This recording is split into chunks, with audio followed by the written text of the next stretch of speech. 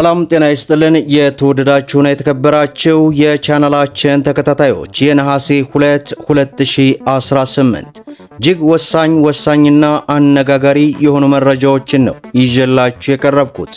በቅድሚያም ዋና ዋናዎቹን በማስቀደም እንጀምራለን። ወደ ሀገር ውስጥ የሚገቡ የውጭ ሀገር ዜጎችን በተመለከተ አዲስ መረጃ ተሰምቷል። በዚህም መረጃ መሰረት ወደ ሀገር ውስጥ ከመግባታቸው በፊት መስፈርትና አስገዳጅ መመሪያ መውጣቱ ተሰምቷል። ምንድነው? የትስ ሀገር ነው? በዝርዝር ይዘነዋል።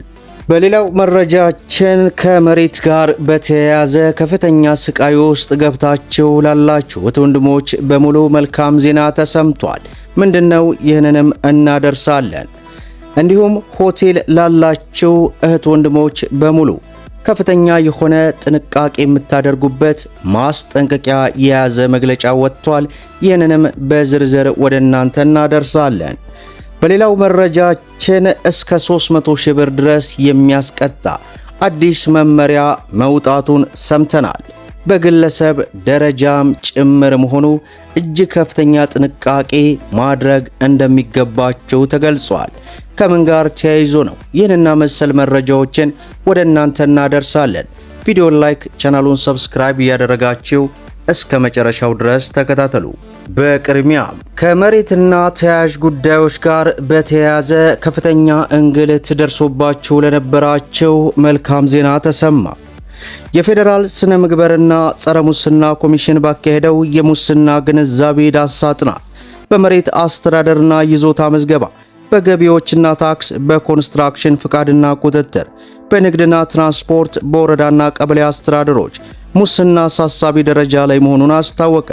ኮሚሽኑ ለዳሰሳ ጥናት በተወሰደ ናሙና ከ60 በላይ የሚሆኑ ኢትዮጵያን ሙስና በማህበራዊ በኢኮኖሚያዊና በፖለቲካ ተግባራት ከፍተኛ እንቅፋትና ችግር የፈጠረ መሆኑን አሳሳቢ ደረጃ እየደረሰም እንደሚገኝ ተናግሯል። በአቋራጭ የመበልጸግ ፍላጎት፣ የሥነ ምግባር ጉድለት፣ ውስብስብና ግልጽ ያልሆኑ የአገልግሎት አሰጣጥ ሂደቶችና የሕግ ማስከበር ድክመቶች ለሙስና መስፋፋት ዋነኛና ቀዳሚ ድርሻ እንደሚይዙ የኮሚሽኑ ጥናት ሪፖርት ያመለክታል።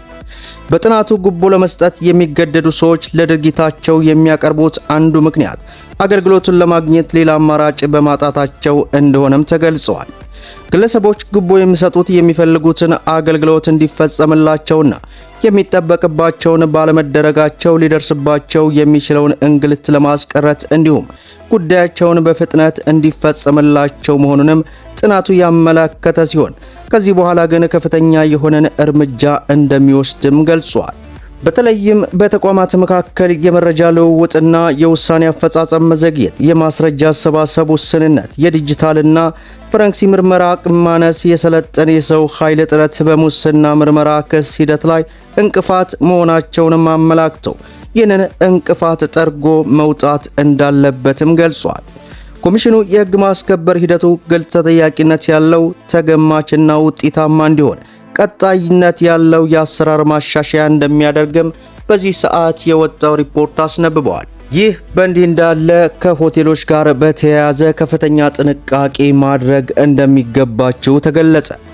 የአዲስ አበባ አካባቢ ጥበቃ ባለስልጣን ለቁጥጥር የሚያመች የድምፅ ብክለት መመሪያ እያዘጋጀ እገኛለሁ ማለቱን በዚህ ሰዓት አስታወቀ።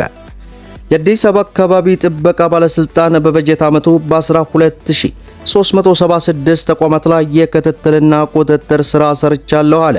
በመዲናችን አዲስ አበባ ሆቴሎች፣ ግሮሰሪዎች፣ የምሽት ጭፈራ ቤቶች በስፋት መኖራቸውን ተከትሎ ህብረተሰቡ መረበሹን ቅሬታ እያቀረበ መገኘቱን ገልጿል። የአዲስ አበባ አካባቢ ጥበቃ ባለስልጣን ዋና አማካሪ አቶ አዱኛ በመዲናዋ የሆቴልና የምሽት መዝናኛ ተቋማት መስፋፋትን ተከትሎ ከፍተኛ የድምፅ ብክለት መኖሩንም ተናግረዋል።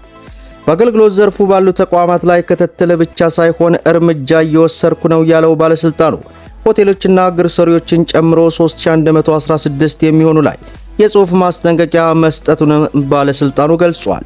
አቶ አዱኛ ከተሰጣቸው የጽሑፍ ማስጠንቀቂያዎች ተሰጥቷቸው ያላስተካከሉ ተቋማት ላይ የማሸግ እርምጃ ተወስዷል ያሉ ሲሆን በዚህም በአገልግሎት ሰጪ ተቋማት ላይ 28 ላይ የማሸግ እርምጃ እንደተወሰደ ተገልጿል።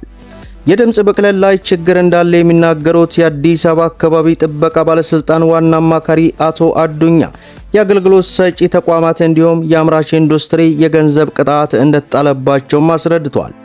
የድምጽ ብክለት መመሪያውን በማዘጋጀት ለፍትህ ሚኒስቴር መላኩን አማካሪው የገለጹ ሲሆን አሁን ያለው ብክለት ጥብቅ ቁጥጥር ለማድረግ ያግዛል ተብሎ እንደታመነም ተገልጿል።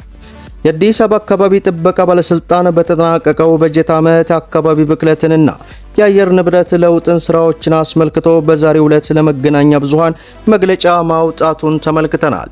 በሌላው መረጃችን ግለሰቦችንም መሰረት ያደረገ እስከ 300 ሺህ ብር የሚያስቀጣ ቅጣት ስለመኖሩና ከፍተኛ ጥንቃቄ ማድረግ እንደሚገባቸው ተገለጸ።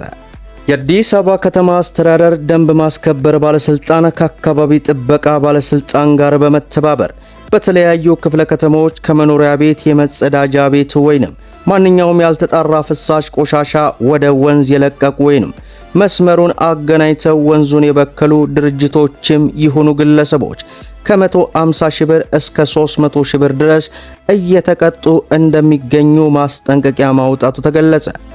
የባለስልጣኑ የኮሙኒኬሽን ዳይሬክተር አቶ የምስራች ግርማ ለብስራት ሬዲዮ እንደተናገሩት ወቅቱ የክረምት ወቅት በመሆኑ ዝናብ በሚዘንብበት ወቅት ከግለሰቦች መኖሪያ ቤት እንዲሁም ከድርጅቶች የመጸዳጃ ቤት ወይንም ማንኛውም ያልተጣራ ፍሳሽ ቆሻሻን ወደ ወንዝ የሚለቁ እንዲሁም አካባቢን የሚበክሉ ግለሰቦች በባለስልጣኑ ደንብ መሰረት እስከ 300 ሺህ ብር የሚደርስ የገንዘብ ቅጣት ይጣልባቸዋልም ብለዋል።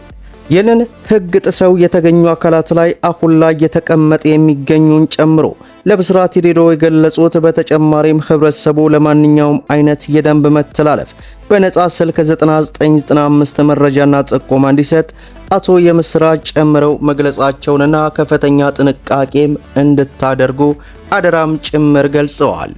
በመጨረሻም ወደ ሀገር ውስጥ የሚገቡ የየትኛውንም ዜጎች በተመለከተ ከመግባታቸው በፊት አስገዳጅ መመሪያ ወጥቷል። የኬንያ ጤና ሚኒስቴር ከኬንያ ውጭ የሚመጡ ማንኛውም ሀገር ዜጎች ወደ ሀገሪቱ ከመግባታቸው በፊት ህጋዊ የጉዞ ጤና ኢንሹራንስ ሊኖራቸው እንደሚገባ የሚያስገድድ አዲስ መመሪያ ወጣች።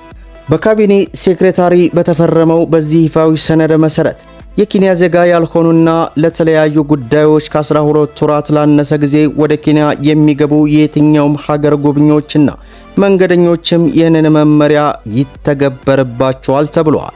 መንገደኞች ከገዛ ሀገራቸው የገዙት የጉዞ ጤና ኢንሹራንስ በኬንያ መንግስት የወጣውን የመድህን መስፈርት የሚያሟላ ከሆነ በኬንያ የኤሌክትሮኒክ ዙፍ ፍቃድ ስርዓት ላይ ማያያዝ ይኖርባቸዋልም ተብሏል።